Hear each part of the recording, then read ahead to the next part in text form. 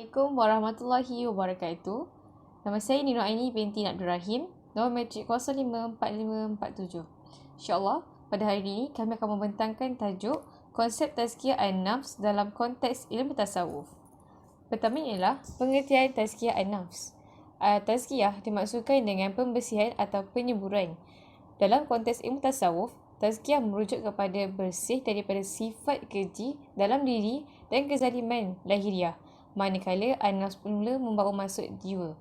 Dari sudut metodologi, tazkiyah an-nafs merupakan suatu proses penyucian jiwa daripada segala bentuk penyakit hati yang memerlukan usaha gigih dan bersungguh-sungguh bagi menyingkirkan sifat tercela ini. Tazkiyah an-nafs melibatkan dua proses utama iaitu at-takhalli dan al-tahalli. At-takhalli ialah membersihkan diri daripada sifat-sifat yang tercela kerana ianya adalah najis maknawi yang menghalang untuk sampai kepada hadrat Allah yang kudus sebagaimana najis yang zahir kepada Allah. At-tahalli pula ialah menghias jiwa dengan sifat-sifat yang mulia sebagaimana yang dituntut oleh Islam. Menurut Al-Tusi, tahalli ialah mengikut golongan shodiqin sama ada dari sudut perkataan maupun dalam amalan zahir. Nama saya Nur Emily binti Nizarul Lail, nombor matrik 054748. Saya akan membentangkan mengenai pendapat Imam Al-Ghazali mengenai konsep tazkiyah an-nafsu. Seperti yang lepas, tazkiyah an-nafsu bermaksud proses membersihkan jiwa, membersihkan hati daripada sifat tercela melalui proses mujahadah an-nafsu dan menghiasi jiwa dengan sifat-sifat murni melalui proses riyadah an-nafsu, di mana proses ini memerlukan usaha yang gigih dan memerlukan mengambil masa yang lama. Proses yang pertama iaitu proses mujahadah an-nafsu, di mana matlamat proses ini adalah untuk melawan hawa nafsu serta godaan syaitan. Kegelapan yang menguasai hati disebabkan oleh maksiat yang dilakukan. Dan kaedah untuk merawat, untuk menghapuskan kegelapan itu adalah dengan melakukan kebaikan. Ini cahaya yang terhasil dengan melakukan kebaikan. Berikut merupakan antara sifat-sifat yang tercela yang disebutkan oleh Imam Al-Ghazali. Seperti dengki, riak, takabur, buruk sangka, mengumpat, dendam dan sebagainya. Seterusnya, proses yang kedua iaitu proses untuk menghiasi jiwa dengan sifat-sifat yang murni. Ini proses riyadah an-nafsu, di mana Imam Al-Ghazali menekankan 3 aspek di dalam proses ini, iaitu memantapkan keimanan, mempertingkatkan ibadah serta mengaplikasikan sifat-sifat terpuji di dalam jiwa. Aspek yang pertama iaitu memantapkan keimanan. Keimanan merupakan suatu perkara yang penting dalam kehidupan manusia. Malah keimanan dapat memberikan impak yang positif kepada kesihatan jiwa. Proses untuk memantapkan keimanan ini melibatkan usaha untuk memperteguhkan, untuk mengukuhkan keimanan, keyakinan terhadap rukun iman.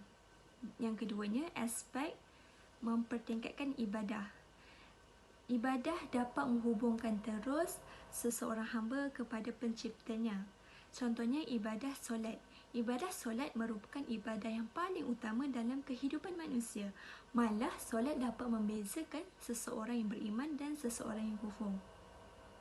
Aspek yang ketiga pula adalah mengaplikasikan sifat-sifat mahmudah dalam jiwa, di mana akhlak merupakan suatu keadaan yang di dalam jiwa yang daripadanya lahir suatu perbuatan tanpa perlu berfikir. Maksudnya, sekiranya yang lahir itu adalah yang sesuatu yang baik, maka dinamakan sebagai akhlak yang baik. Sebagai contoh sifat-sifat yang murni, sifat-sifat mahmudah adalah seperti ikhlas, bersyukur, tawakal, redha dan lain-lain lagi. Nama Bashirah binti Ramzi, nombor matrik 054717. Saya akan menerangkan tentang metod yang telah diperkenalkan oleh Imam Al-Junaid di dalam konsep tazkiyah an-nafs ini. Yang pertama iaitu berpegang kepada Al-Quran dan hadis. Imam Al-Junaid menyarankan kepada kita agar kita menghayati dan juga mempelajari dengan apa yang telah ditinggalkan oleh Nabi Muhammad SAW, iaitu Al-Quran dan juga hadis, agar kita tidak mudah tersesat untuk mengikuti ajaran-ajaran yang lain.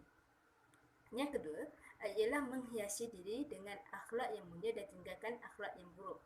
Antara sifat-sifat yang perlu ada dalam diri kita ialah zuhud, reda, qanaah dan sebagainya. Selain itu, kita juga perlulah menjauhkan sifat yang buruk seperti sombong, takabur, riak dan sebagainya.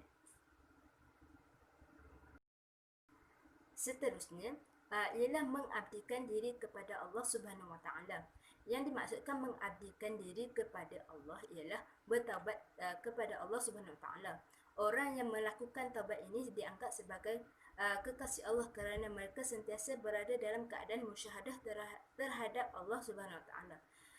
Tetapi ada 3 perkara yang paling utama yang Imam Al-Junaid tekankan di dalam konsep tazkiyah an-nafs. Yang pertama ialah meninggalkan dunia. Meninggalkan dunia ini bermaksud kita tinggalkan dunia macam kita tidak terlalu berpegang kepada dunia ini. Selain itu memperbanyakkan puasa-puasa sunat, dan yang ketiga beribadat dan mengingati Allah pada malam-malam hari. Sekian, terima kasih. Seterusnya adalah matlamat konsep tazkiyah an-nafs. Tazkiyah an-nafs ialah untuk membersihkan hati manusia dari sifat-sifat keji yang mana ia telah besar dalam hati manusia. Hati juga perlu dibersihkan dan diasuh supaya sentiasa tunduk kepada kehendak agama. Kehendak agama yang dimaksudkan di sini bukan hanya semata-mata dari aspek ibadah khususiyah, tetapi ianya mencakupi aspek agama yang lain termasuk dalam aspek tauhid, akhlak dan menerima tanpa keraguan apa sahaja yang diperintahkan oleh Allah dan Rasulnya. Islam agama untuk hidup dari alam roh, alam dunia, alam barzah sehingga ke alam akhirat. Itulah fasa-fasa kehidupan manusia. Setiap fasa itu ada peraturannya yang telah ditetapkan oleh Allah. Fasa kehidupan di dunia, peraturannya adalah ad-din. Ad-din pula mencakupi keseluruhan dimensi kehidupan. Justru itu, tidak memadailah seseorang itu kelihatan soleh dan warak, tapi hubungannya dengan alam lain cukup rakus dan takabur. Nama Anis Nabilah binti Samari, nombor matrik 054747. Okey, seterusnya kita akan bentangkan berkenaan dengan kesan tazkiyah an-nafs dalam kehidupan manusia.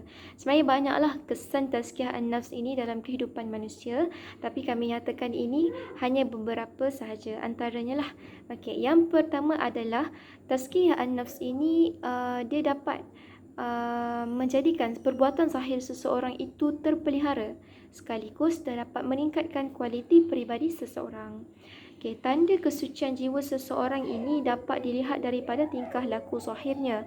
Yang mana Imam Al-Ghazali dan Imam Ibn Qayyim juga berpendapat bahawa perbuatan yang dizahirkan melalui anggota tubuh badan dia menggambarkan keadaan jiwa seseorang. Jadi jika bersih hati seseorang itu, maka perbuatan yang terhasil juga adalah perbuatan yang baik. Dan jika kotor hati seseorang itu, maka perbuatan yang terhasil adalah perbuatan yang buruk dan tercela. Dan jika difikir secara logik, seseorang itu tidak akan mampu memberikan satu perkara yang dia tidak miliki. Sebagai contoh, macam mana seseorang yang tidak mempunyai makanan, dia mampu memberikan makanan kepada orang lain. Macam tu juga keadaan hati kita. Jika hati kita tidak mempunyai sifat-sifat mahmudah, macam mana mungkin kita boleh melakukan perkara-perkara yang terpuji, perkara-perkara yang baik. Okey, seterusnya kesan tazkiyah an-nafs ini dia dapat memperbaik hubungan seseorang hamba itu dengan Allah Subhanahu Wa Taala. Okey, langkah yang dinyatakan oleh Imam Al-Muhasibi dalam proses tazkiyah an-nafs antaranya adalah al-muraqabah dan al-muhasabah. Al-muraqabah ini dia berperanan untuk membentuk ketakwaan dalam diri seseorang, dapat menimbulkan rasa syukur terhadap nikmat dan sabar ketika menghadapi masalah. Dan al-muhasabah pula dia dapat membentuk diri seseorang itu agar sentiasa berfikir sama ada perbuatan yang dia lakukan ini disukai Allah ataupun tidak. Jadi, melalui konsep tazkiyah an-nafs ini, seseorang itu dia akan sentiasa pelihara perbuatan zahir dan batin dia agar selari dengan kehendak syarak. Jadi jelaslah menunjukkan betapa pentingnya pengamalan konsep tazkiyah an-nafs ini untuk memperbaik hubungan seseorang hamba itu dengan Allah Subhanahu Wa Taala. Dan yang akhir sekali yang kami nyatakan adalah tazkiyah an-nafs ini dapat meningkatkan kualiti hubungan sosial. Okey, manusia ini dia ada dua hubungan yang perlu dijaga, iaitu hubungan dengan Allah Subhanahu Wa Taala dan juga hubungan sesama manusia. Kedua-dua hubungan ni perlu dipelihara sebaik mungkin dan tak memadailah kalau hanya menjaga satu hubungan sahaja dan satu hubungan lagi diabaikan. Jadi konsep tazkiyah an-nafs ini dia berkesanlah untuk melahirkan adab dan interaksi yang baik dengan Allah Subhanahu Wa Taala dan juga dengan manusia sebagaimana yang dinyatakan oleh Said Hawa rahimahullah taala. Dan hati yang suci dan bersih daripada segala bentuk kekotoran dihiasi pula dengan sifat-sifat terpuji dan akhlak yang mulia. Jadi maka perbuatan yang terhasil juga akan terjagalah.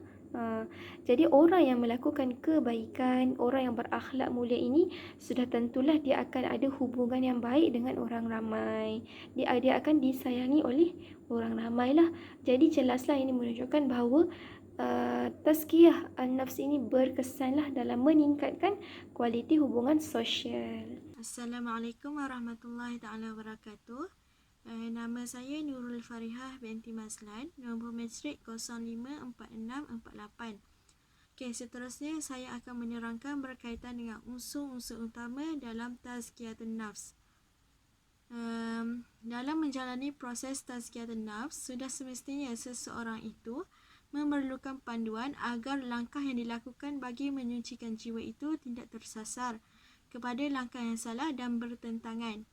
Oleh itu, tazkiyatun nafs merupakan proses pembersihan jiwa yang tidak dapat dilaksanakan melainkan wujudnya kombinasi tiga unsur utama, iaitu murabbi, bi'ah dan juga manhaj. Jika salah satu daripada elemen ini tidak wujud, maka adalah salah satu perkara yang sangat dibimbangi sekiranya seseorang itu terdedah kepada ajaran yang salah atau amalan-amalan yang sesat lagi terpesan dari landasan Islam yang sebenar. Okay, murabbi ini adalah seorang guru atau pembimbing yang bertaraf mursyid, iaitu bukan sahaja dapat memandu seseorang untuk berubah tetapi dapat menyelami masalah anak didiknya umpama seorang ayah. Ia bukan sahaja sekadar penyampai ilmu, tetapi dapat mempengaruhi seseorang supaya mengabdikan diri kepada Allah Subhanahu Wa Taala. Murabbi menjadi pembimbing dan contoh tauladan yang bukan sahaja mampu bercakap dan mengajar, tetapi dapat menunjukkan tauladan yang baik. Sabda Nabi Muhammad SAW yang bermaksud, sesungguhnya aku bagi kamu semua adalah umpama ayah kepada anaknya. Selain itu, murabbi juga memainkan peranan yang sangat penting di dalam proses tazkiyatun nafs kerana ia dapat dijadikan tempat rujukan kepada mereka yang berselisih pendapat ataupun tidak mempunyai pengetahuan yang jelas tetapi mahu membersihkan jiwa dan melakukan perubahan diri. Di sini murabbilah yang memainkan peranan penting untuk membimbing seseorang itu ke jalan yang benar. Allah Subhanahu Wa Taala telah berfirman di dalam Al-Quranul Karim, A'udzubillahi minasyaitonir rajim, kama arsalna fikum rasulan minkum yatlu alaikum ayatina wa yuzakkikum wa yu'allimukumul kitaba wal hikmah wa yu'allimukum ma lam takunu ta'lamun. Suratul Baqarah ayat 151.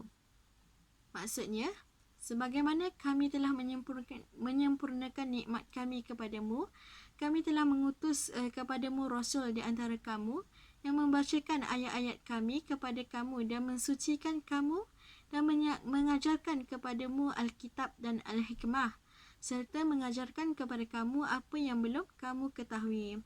Ayat di atas ni menjelaskan bahawa peranan Rasul adalah sebagai murabbi yang sangat penting kerana dialah penentu kepada kejayaan tazkiyatun nafs. Seterusnya adalah bi'ah. Bi'ah ni merupakan persekitaran yang baik dan soleh amat diperlukan dalam proses tazkiyatun nafs. Di samping itu, persekitaran yang baik sangat memberi kesan kepada perubahan diri dan tingkah laku. Seperti mana yang kita sedia maklum, persekitaran adalah merangkumi keluarga, tempat tinggal, kejiranan dan tempat belajar. Semua ini boleh mencorakkan pembentukan jiwa yang sebenar. Sebagai contoh, kejiranan.